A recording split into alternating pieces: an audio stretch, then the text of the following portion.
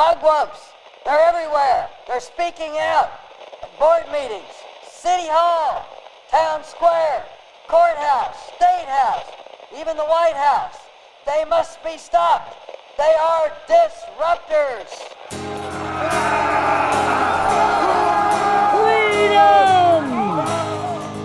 They're disruptors. Welcome everyone to Mugwump Media. Welcome to the first beautiful hints of spring here at Disruptor Central. And I'm just going to declare this right now. Welcome to the first hints of change in Jefferson City and in the state of Missouri. I tell you, Kevin and I just finished our interview with a member of the Brave 10 from the Missouri House, Representative Lisa Durnell from District 154. And that girl, she just lit a fire in our hearts with her optimism and her strong faith. Folks, I believe that good things are coming, no matter how long it takes. And I believe that each of us has a part to play in this time, our own unique piece of the puzzle to complete the picture of what God is doing. Now, my name's Juanita Bright, and to my right on the soundboard microphone is my husband and fellow disruptor, Kevin. Kevin, are you feeling optimistic on this beautiful evening? Well, as long as the question is not multiple choice, I choose optimistic. I am very blessed. Right. Very good. Very good. Now, folks, if this is your first time checking out one of our Mugwump podcasts, and you see the picture of this American bulldog with an 1880s business suit, and you're thinking, what the heck is this? What's a Mugwump? Well, I'm going to urge you to check out episode number 1 entitled, What is a Mugwump? To hear the story of the 1884 backlash rebellion of a group of conservative Republicans who called themselves the Mugwumps. Now, the remarkable thing is that the backlash was against their own party, which had become entrenched in corruption over the 20 years following the Civil War. During the 1884 election, the Mugwumps, led by Missouri native Mark Twain, of all things, refused to endorse and vote for James G. Blaine, the Republican Party's establishment candidate in the election for president. And they chose instead to back Grover Cleveland, whose strong stance on political reform and fiscal conservatism made him an icon for American conservatives of the time. My, now, who does that sound like, folks? Yep, Donald J. Trump. And, you know, he was a Trump-like figure when you read about him. And like Trump, Grover Cleveland is the only president in American history to serve 2 non-consecutive terms. Lots of similarities to today. And I'm telling you, once we get into our interview today, you might just see that this story not only has similarities to the national election of 2024, but maybe even to some current Missouri politics. I'm telling you, folks, history repeats itself. Now, today we're going to continue our series of interviews with some brave representatives from the Missouri House. Senator Mike Moon calls these individuals the Brave 10. On January 8th, 2025, they stood alone to vote for a conservative candidate for Speaker instead of the establishment moderate that had been pre-chosen. Like the Mugwumps, they went against party politics. They chose instead to represent what their constituents wanted. Folks, Kevin and I are very excited to visit with our guest today. And joining us now is Representative Justin Sparks from District 110. Welcome, Justin. Yes, welcome, Justin. Yeah. Thank you both for having me. It's an honor and a pleasure to be here. We are very happy you're here. Now, Justin is a Republican, and he represents part of St. Louis County, District 110 in the Missouri House of Representatives. He was elected to his first 2-year term in 2022.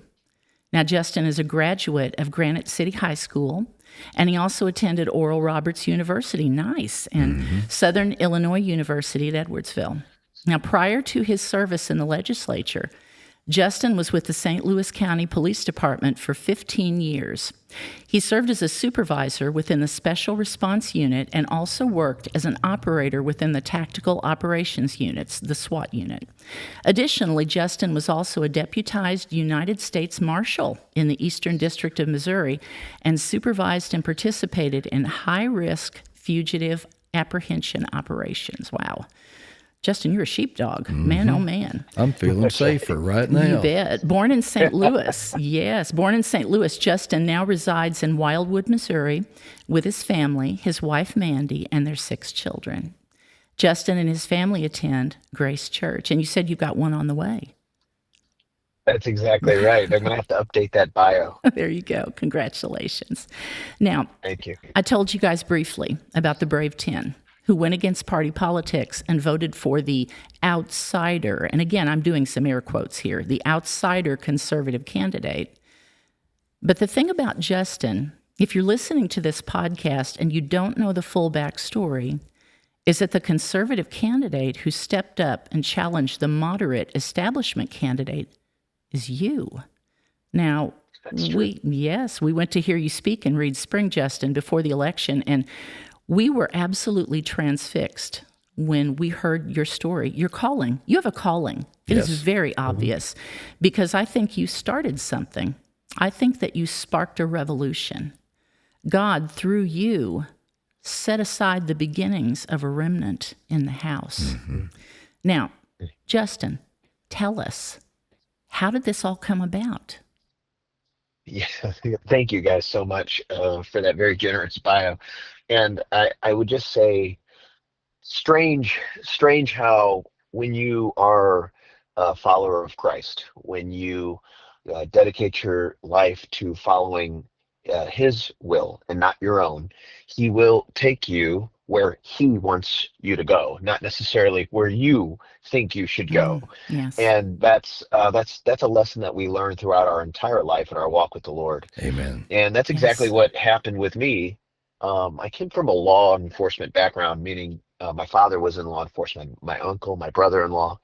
It runs in our family, and it was a wonderful career. I was at the apex of my career, very blessed career, and very happy.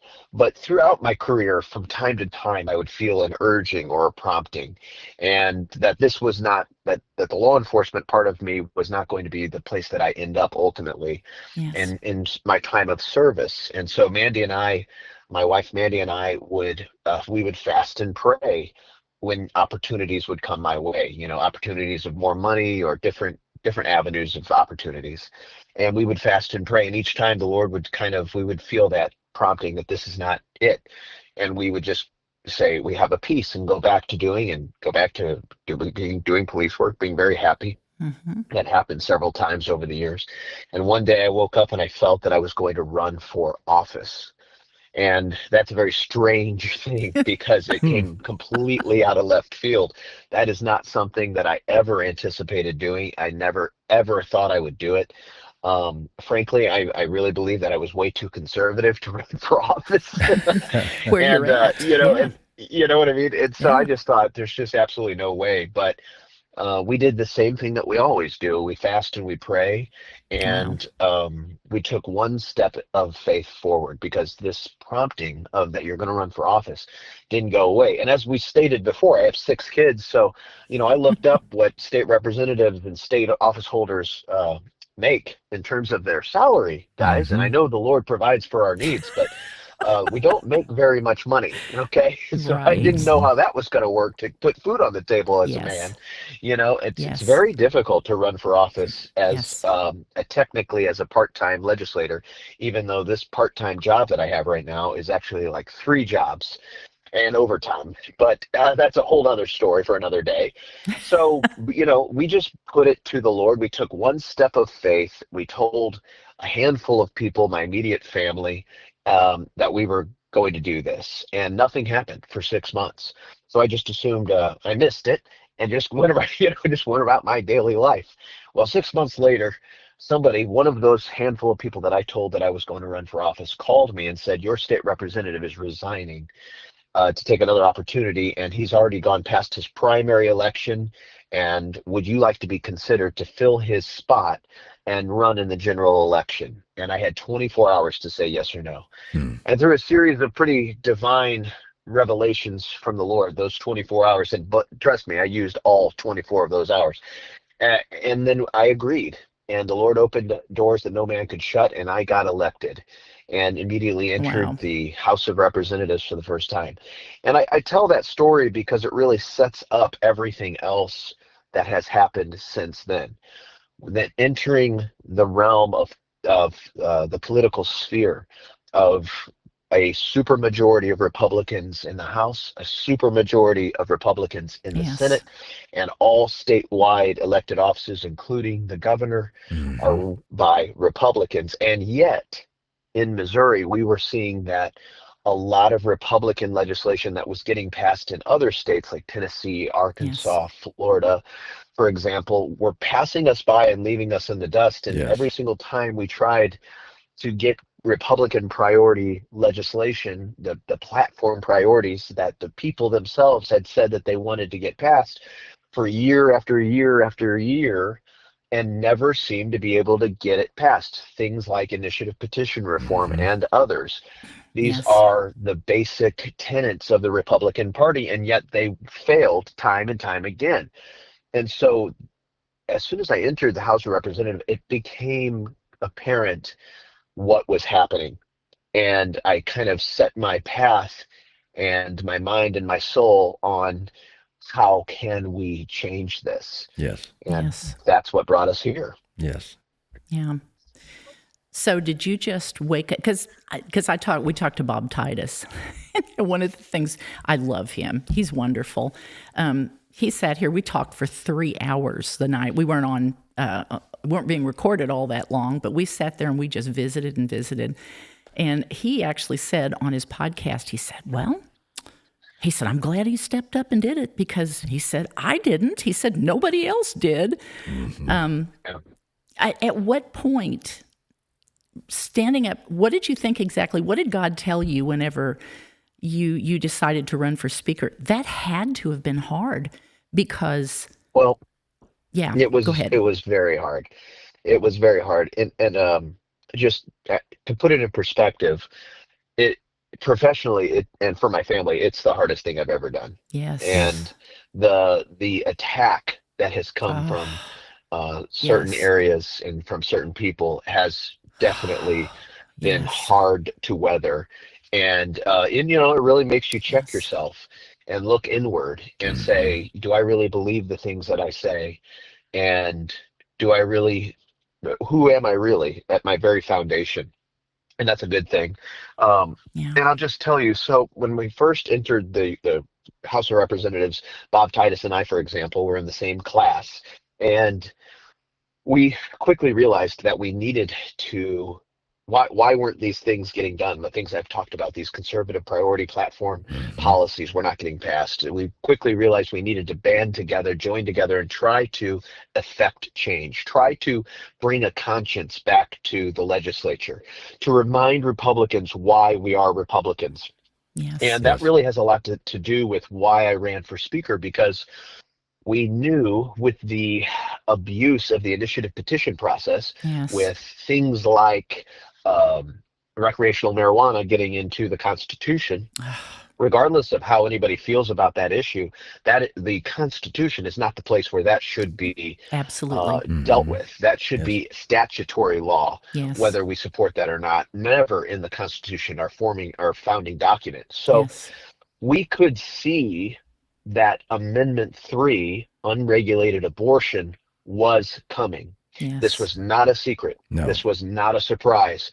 We knew that the special interest outside groups from outside Missouri and even outside the United States were gearing up and already funding this process. Millions of dollars were Yes. pouring into Missouri in order to abuse the initiative petition process. Yes. And so I decided in earnest to fight back, because I could easily see that I was going to be part of the legislative class that would allow Amendment 3 to get on the ballot and get passed, an unregulated abortion to enter Missouri. And I just could not reconcile myself to that fact. Yes. I could not believe that Missouri, with supermajorities of Republicans in the House and Senate and all elected offices, could allow unregulated abortion to be hoisted upon the citizens of this state and innocent blood to be shed. And guys, that's exactly what happened. Yes. And sadly, sadly, the government could and should have stopped it. That's right. Yes. We, as the legislature, absolutely could have stopped it. We should have stopped it. We had several avenues and options to stop it, and we failed. In Yes. spite of mine and others' best efforts, we failed.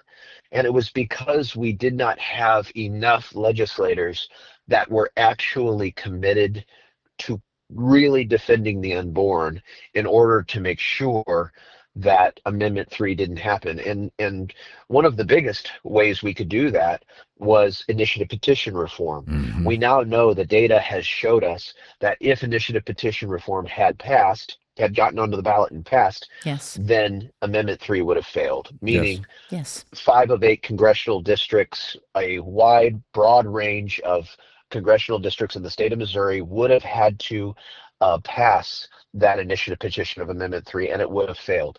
And then also House Joint Resolution 131 that I put forward in the House would have put a competing question on the ballot. So you would have had Amendment 3, and then you would have had Amendment 4.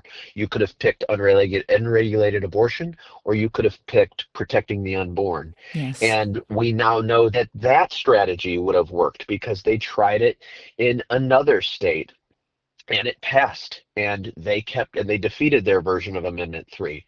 So we now know, looking back, we had 2 strong strategies that would have worked. And yet, because of Republican opposition, neither one went on the ballot, and neither one was an option for the Missouri voter. And so all the Missouri voter saw was a disinformation campaign of millions of dollars, and Yes. they were deceived. Many were deceived, and then voted for Amendment 3. Now here we are with unregulated abortion and so much more that people aren't even aware of in our state constitution, and now we're forced to deal with it. So that was the atmosphere in which, after we had failed in that effort, I knew that something had to be done. Something had to be done, that we no longer could accept the status quo from our Republican leadership, that we could no longer accept the status quo, the business Right. as usual Yes. of how special interests affect how legislation is passed and what policies are put forth in our state. That it was no longer going to be acceptable for things like Amendment 3 to occur in our state. And I said enough is enough. And that is exactly why I did what I did. Speaker Patterson, obviously, his voting record is different than mine. And when we talk about things like Amendment 3 or transgender issues, things like that, he has a more moderate position, and he had a more moderate position. And my concern was that under his leadership, we were not going to be able to fight back against Amendment 3. And that was really the straw that broke the camel's back for me, because I feel so strongly about innocent life and the preborn that they must be protected. And that really, as believers, we know that carries eternal judgment when you fail to protect the most vulnerable in our society. That's right. And that's really what motivated me to consider running for Speaker of the House. And I didn't take that decision lightly. No. Because in the natural, I knew from the very beginning that running for Speaker of the House against the person that had already been chosen informally in our caucus vote, which is the way that we normally do it, that it was going to take a mighty miracle for that to occur. I knew that I was going to, if the Lord didn't intervene in like the walls of Jericho didn't come down, that I was going to go down in defeat. But the way that I looked at it was, I didn't necessarily care, because I knew all I could do was what I could do, Yes. which is I could speak, and I had the ability to officially put my name forward as the Speaker of the House. And that's why I did it. Those things are in my control. I can do that. And could I look at the Lord and the unborn one day and say, I did absolutely everything I possibly could to do what I could to save and defend you? And so that's the way I looked at it, no matter if it ended in defeat. That's why I received a lot of criticism for the way I ran for Speaker, because I did not do it traditionally. I did not offer anything to my colleagues to vote for me, meaning I didn't form a coalition and offer them chairmanships or positions on powerful committees, and that's all very typical. That's how leadership races are run. I Yes. did not do Oh that. my In fact, I didn't gosh. ask anybody to vote for me because I knew what was going to happen to those that did vote for me should I not win. I knew that traditionally there would be a lot of collateral damage, that their legislation and their bills that they would put forth would not be referred, they would not be given any attention to, that their committee assignments could suffer. I knew that there was a lot of peripheral blowback that would affect them if they in fact went against the establishment, that status quo, that very entrenched power structure, and voted for me in doing what I was doing. And I knew that it was my own personal conviction that that's why I was doing it. That's why Yeah. I was so humbled when people that had never met me before called me, we had conversations, and they said, I am going to vote for you Yes. in spite of the fact that I know what's going to happen.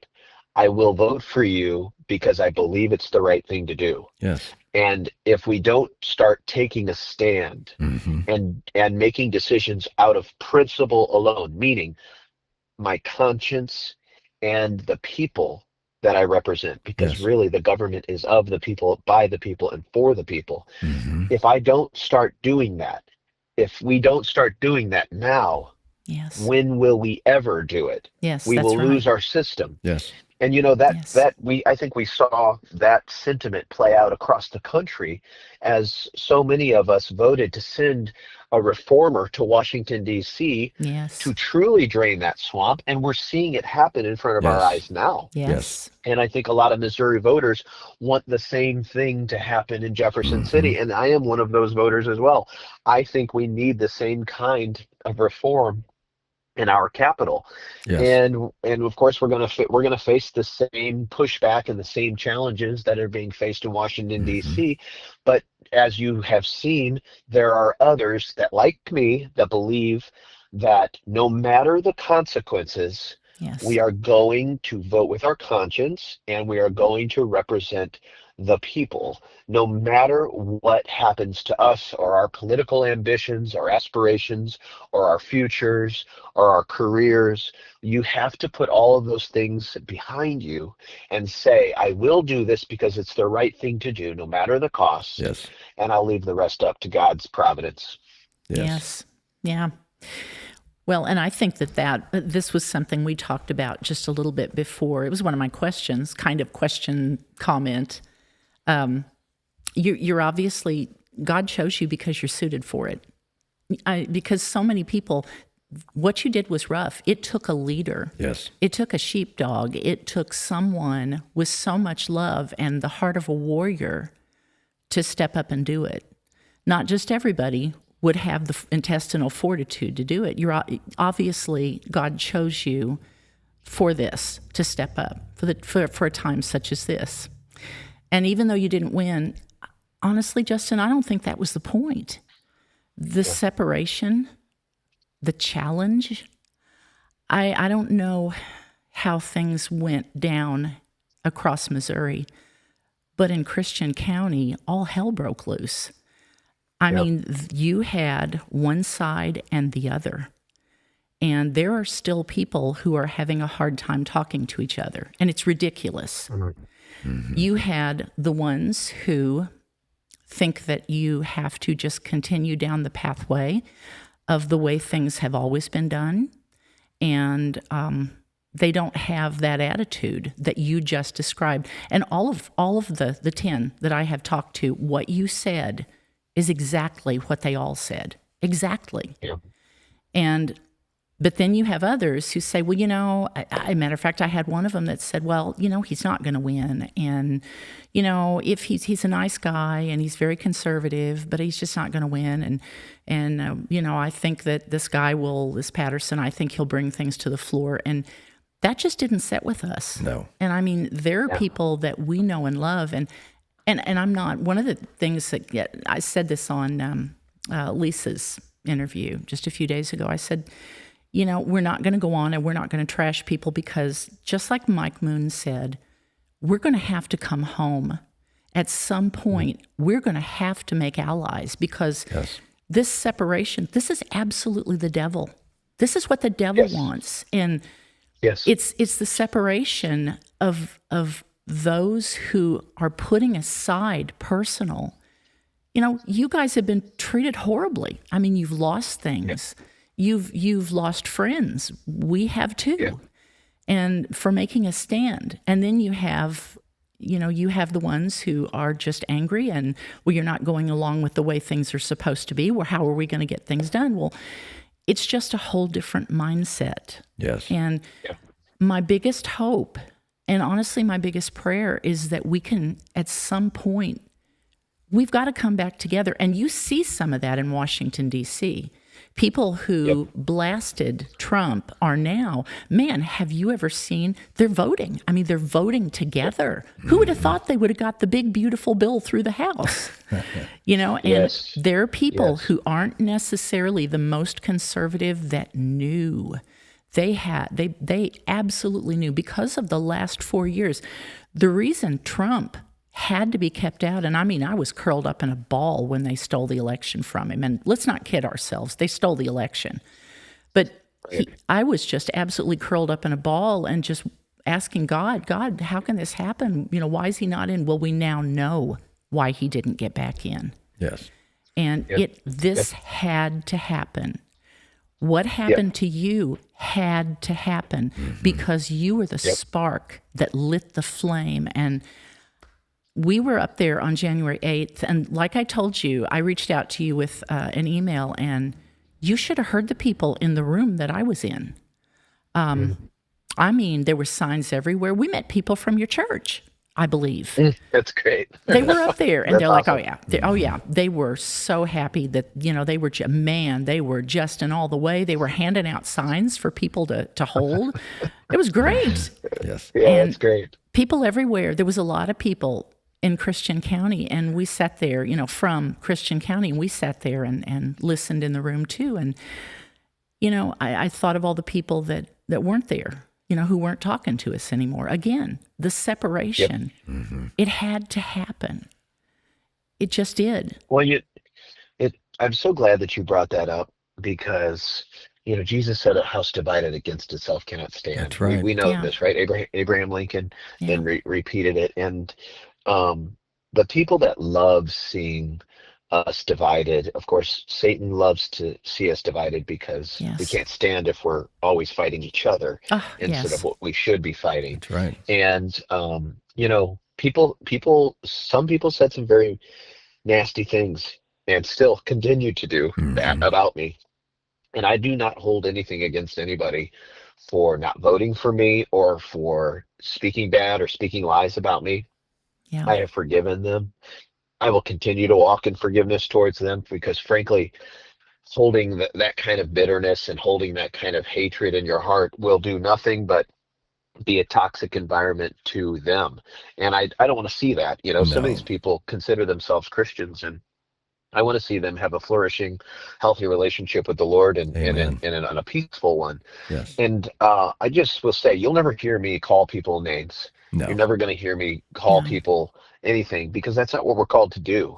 You know what I mean? Like, that's not, and by the way, it doesn't work. Well, it's not Being mean to productive. people and calling people names, it doesn't work. No. And people are upset with me. As far as what I can surmise is that there's been a lot of folks that have kind of made their name and have come up as being conservative Yeah. and listening to the people and saying all the right things. Yes. And yet, when it came time to maybe do something that was going to be very destructive to their own careers, or very destructive, Yes. and put themselves on an island or punishment and blowback, it's very hard to do that. It's very difficult to do that. I understand Yes. their rationalizations and their justifications for not doing it. I don't hold it against them. It is a hard thing to do. Trust me, I went through it.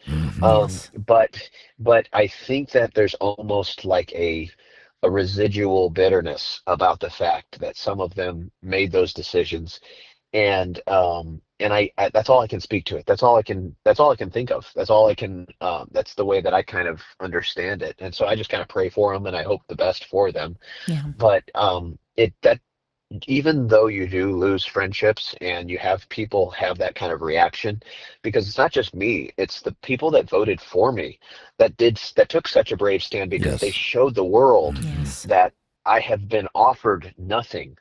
What you do, the only thing that I'm going to get out of voting for Justin is punishment Yes. and collateral damage, and my bills will not get referred, and I won't get any of the benefits or the perks of anything. I won't get any of that. But I'm doing the right thing. I will represent the people, and that's Yes. benefit enough. Following Yes. my conscience, what I believe to be right, that's benefit enough.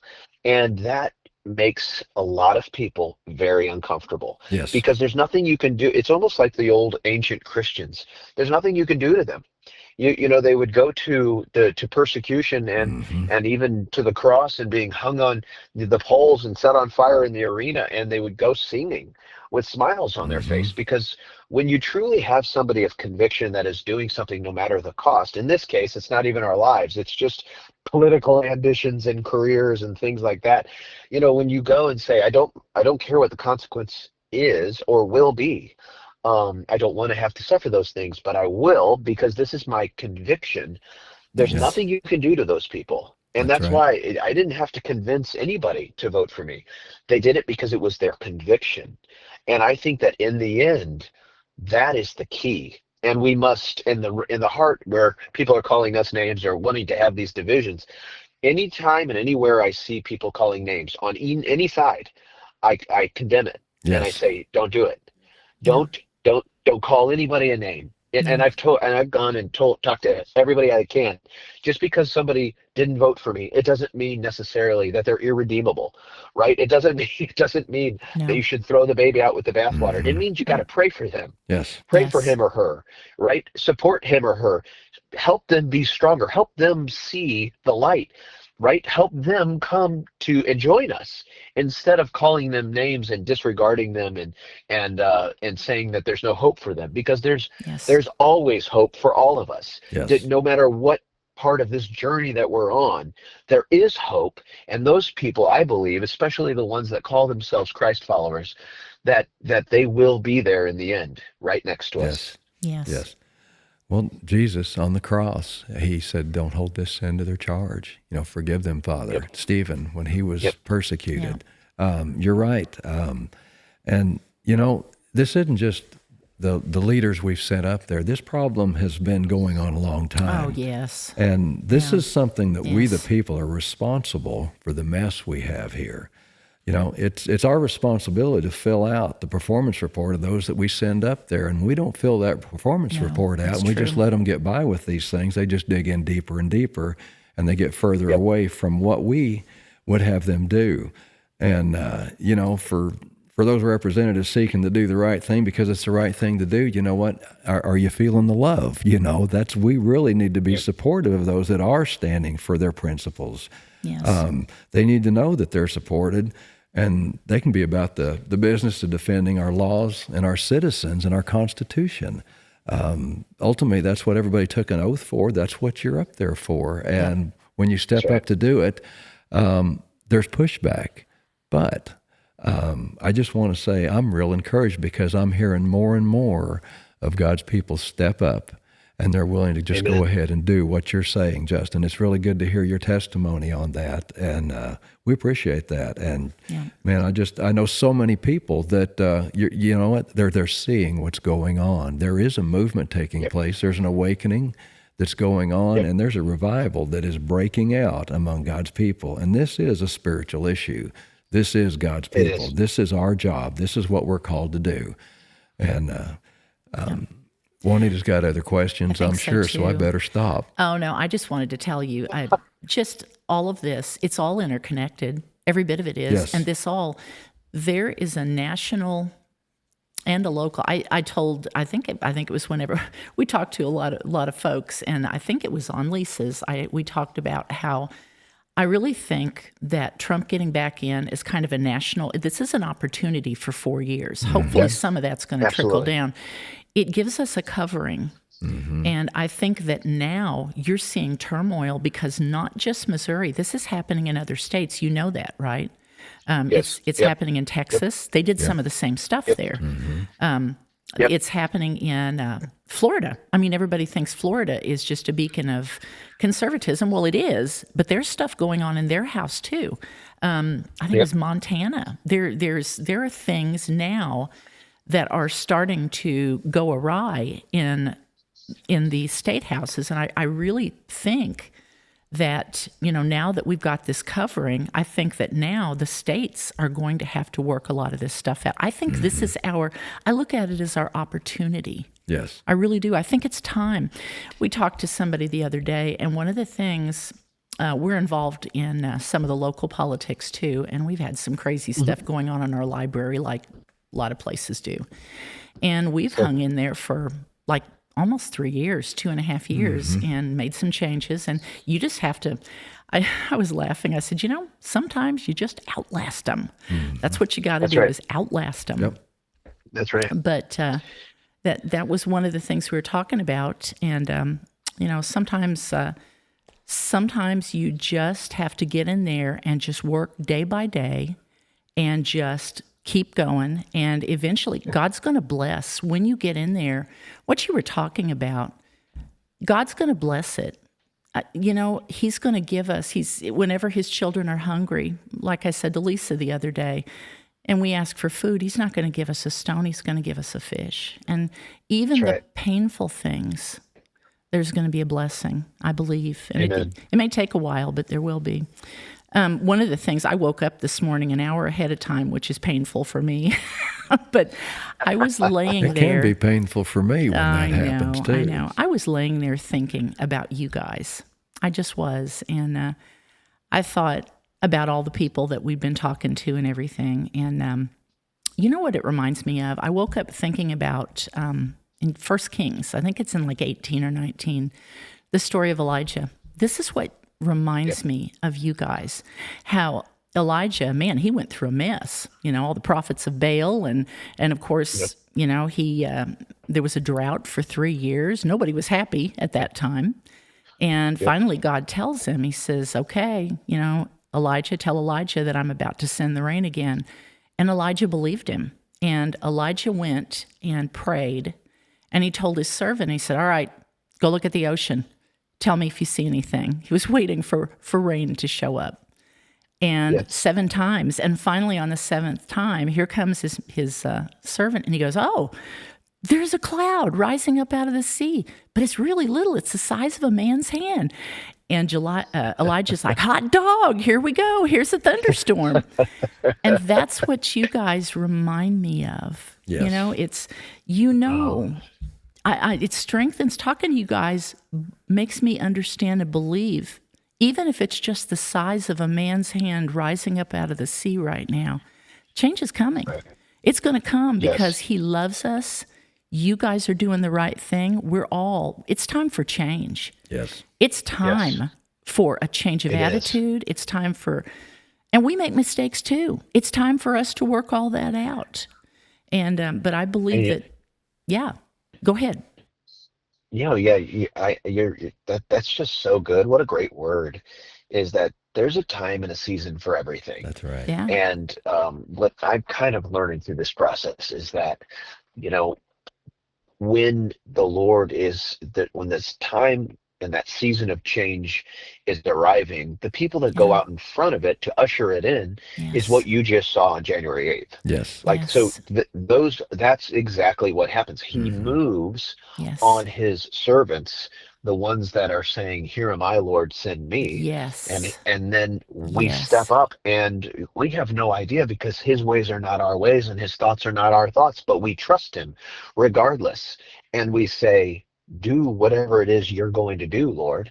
And that season, we get to be those folks the same way that you started this show.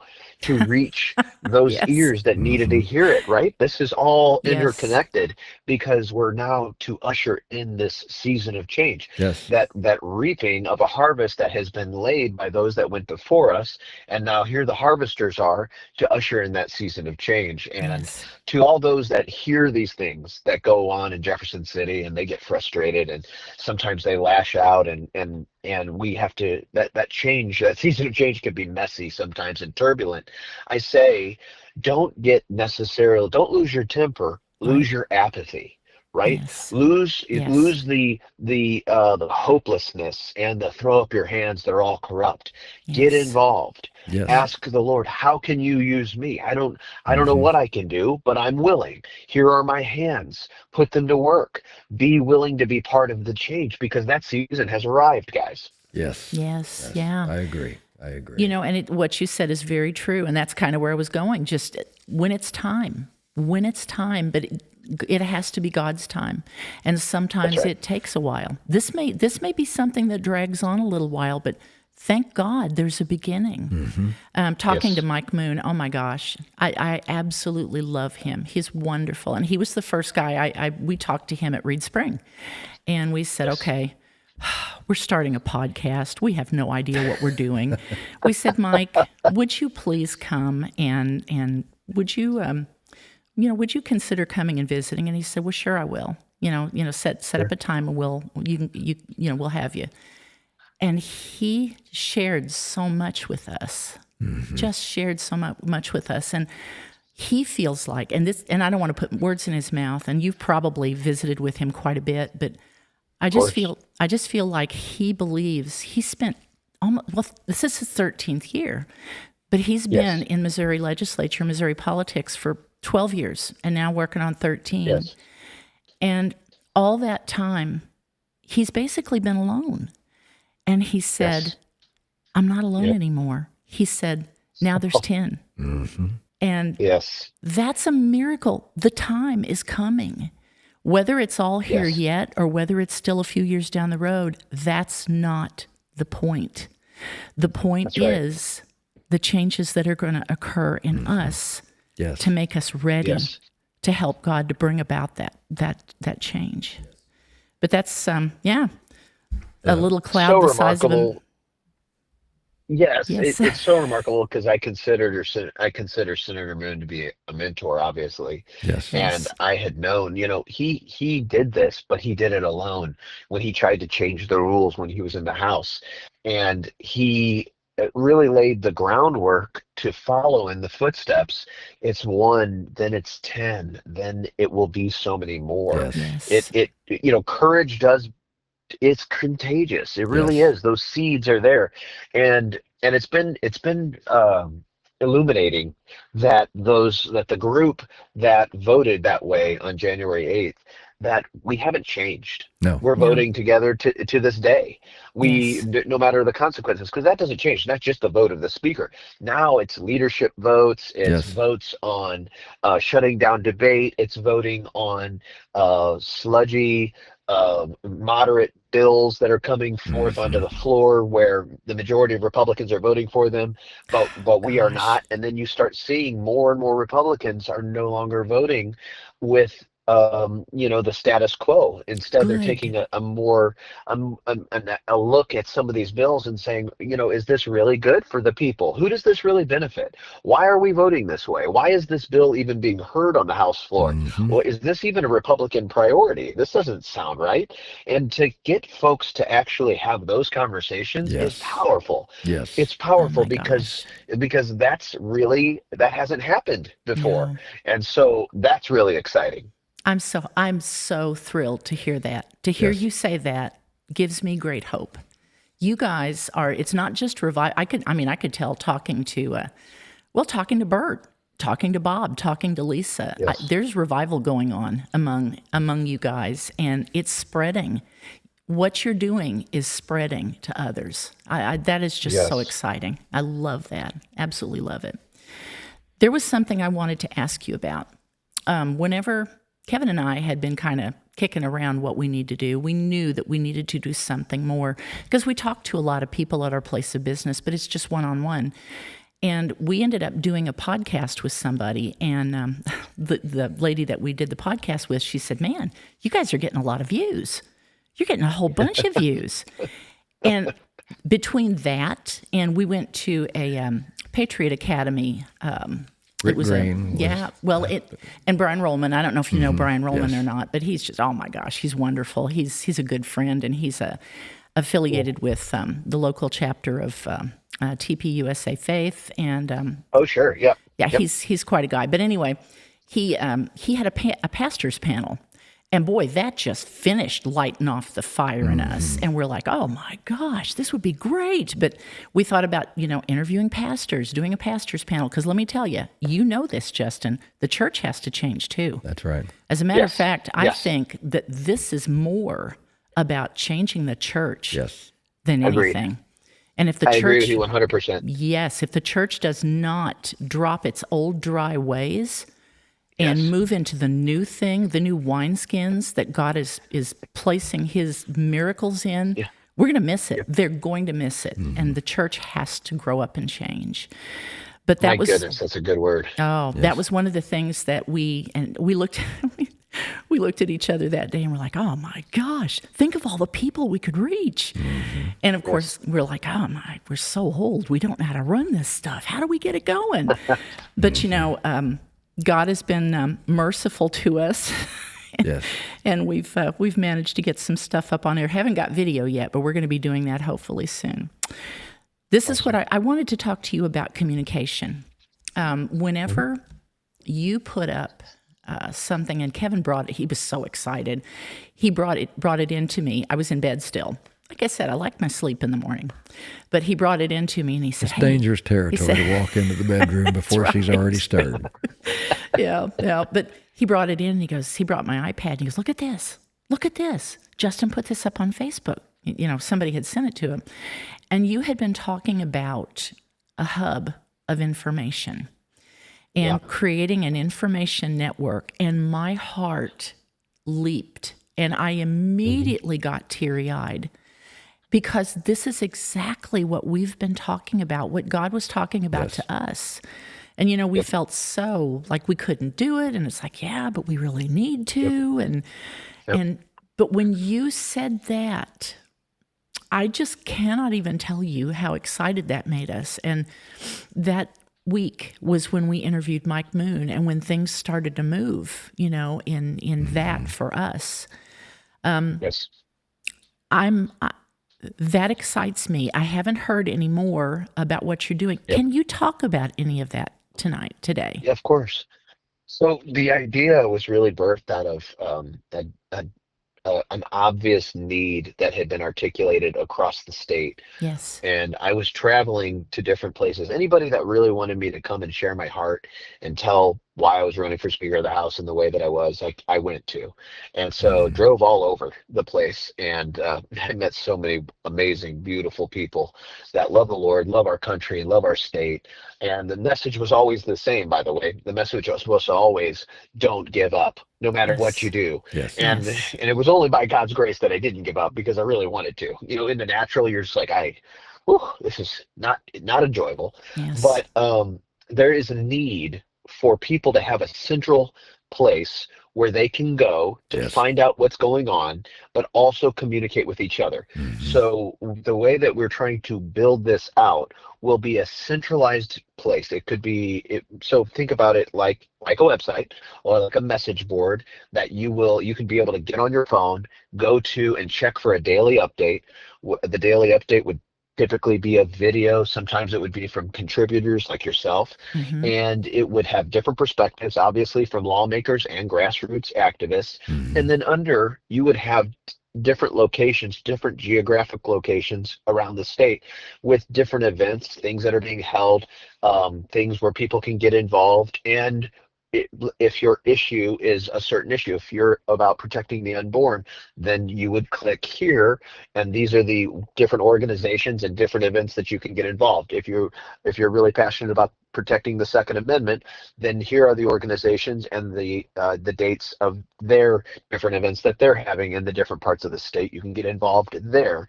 And then also a place in which you can interact with each other. You can message each other in real time, talking and really debating the issues, really obviously trying to iron sharpen iron and Yes. talk about the policy issues, why they're good, why they're bad, Yes. and who is doing what and what your representative or senator is doing, and to really start that networking process, that organic environment, that community where everybody's coming together. And it's not always good, pretty, right? Right. But that where they can actually have that constructive interaction of knowing what's going on in the state, getting connected, and shepherding and helping people get connected with other people that are doing what they already want to do, right? Yes. So connecting Yes. them with the resources of existing groups and really giving people that avenue where they can actually get involved on a daily fashion, a daily,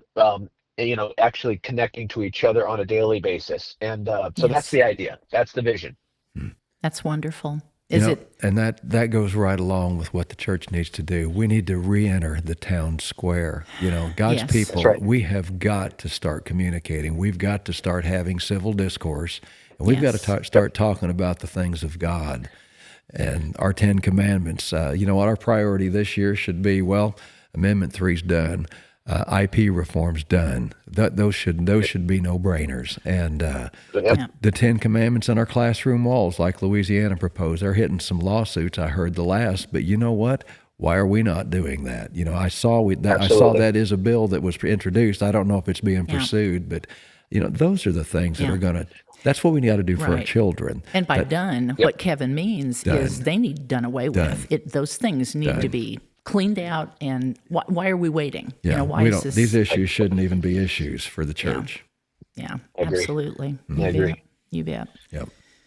Well, this has been absolutely wonderful. I don't know how long we've been going, but this has been awesome. Do you have anything that you want to tell the people? I just want to encourage everybody to stay motivated and to really prayerfully consider humbling yourself and asking the Lord what your role to play is, Yes. and to spend a little extra time on your knees and to Yeah. understand Yes. that each and every one of us are born for such a time as this. That's right. That Yes. though we might go through some turbulent times ahead, if you're a believer, you know that trials come to test our faith, that we have a role to play. We have a role to play in the body of Christ. We have a role to play in our communities. We're to be engaged. We are to Yes. engage and bring the Spirit of the Lord into every atmosphere, every arena, and to do Amen. so with grace and mercy and the Yes. love of Christ. And I just want to encourage everyone that no matter the cost, we are Yes. to pick up our cross That's right. and follow Him. That's right. And whatever Absolutely. capacity it is, and in whatever arena that is, I just want to encourage everyone to go all in 2025. Yes. Yes. Yes. Live like we don't have a tomorrow. That's right. That's right. Amen. and maybe we won't. We've got today, and we've got God. He's helping us. He's here. Let's do it. Let's do it now. And, Yeah. and act like we're supposed to. You know what? God's people, we are a majority. If it's just me and Christ, I'm a majority. And you know what? God's people are all across our state, and we know how our state feels. The elections have pretty well shown what should be being done. Yeah. And we've got to step up and claim those things. We have to take this territory back. We have to take things back and take charge and assume responsibility where we're supposed to be. Yep. Yep. Well, and one of the things that we're going to start doing, we're watching what's going on as things head down the pipeline, toward, I think today, was the last filing day. And, they're going to start, hopefully some of the things will start getting kicked out of the speaker's office and things will start, going into session. But we're gonna be listening. And on Lisa's, we actually gave some phone numbers and told people, tell them you're looking for stuff, looking for some solutions, and you don't see any coming down the pipeline. And we need to do that. It's easy to find phone numbers. It's easy, and that's what we'll do is we'll start tagging on if something's going on, and letting people know this is the only way we're going to change things, because if we don't, if things keep going this That's way, right. we'll be blue. This is how red states turn blue, Yes. and we cannot allow right. it, and we cannot allow our children to live in that. That's right. You know? Unacceptable. And and if and this is why I get so aggravated. We've got to wake the church up, because so many will say, well, we're going to get raptured anyway, and we just need to save a few souls. Well, I do believe Jesus is coming back, but if he tarries, I don't want my children to be in a land where they're persecuted and where God is not being. My goodness, I know. We don't want that. We want our children and grandchildren to live in a place where God is honored, and that's what we need. It's funny you say that. I try to tell people, no matter what theological position you take on when the Lord is coming back or how long we're Right. going to stay here, Mm-hmm. plan on staying here to the very end. Yes. And if we Yes. don't, great, but plan on staying here, because if Mm-hmm. we disengage from the culture and from the government, guess what? The Spirit of the Lord is no longer involved in Yep. the culture and the Yes. government, and that's how we get judgment. Yes. And we are called to engage. We were Yes. born to be here. We weren't born just to sit here and wait to leave. That's you right. know. That's right. And so that is exactly my message to the Yes. body of Christ at whole. Yep. We just Absolutely. experienced 4 years of where we were headed if we didn't step up and start Absolutely. getting involved. And You God's bet. given us an opportunity. We better go ahead and take advantage of this time. God's Absolutely. given us a gift, and it's bet. time for us to do You're it. right. You bet. Well, Justin, we need to let you go and hang out with Mandy and those youngins. Yes. But Yes. just wanted to tell you, we're so thankful. We're so thankful Yes. for Thank you, Justin. We're thankful for what you Thankful did. for you too.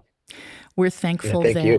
that you're continuing. Your leadership is amazing. Mm-hmm. And man, those other representatives, I'm thankful for what's going on.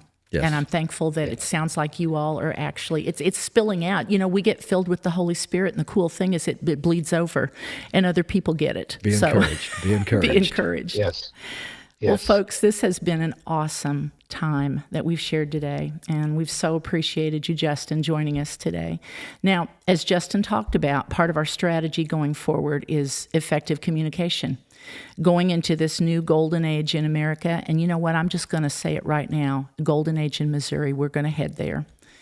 And I sometimes forget to ask you all this, but I'm going to ask you now to subscribe and share this podcast so that we can connect, inform, and educate everyone that will hear it. We want to thank you folks so much for joining us today, and we hope that you have a wonderful day the rest of the day wherever you're at. And we'll be back soon to bring you more information and news to keep you informed, inspired, and always independent. God bless.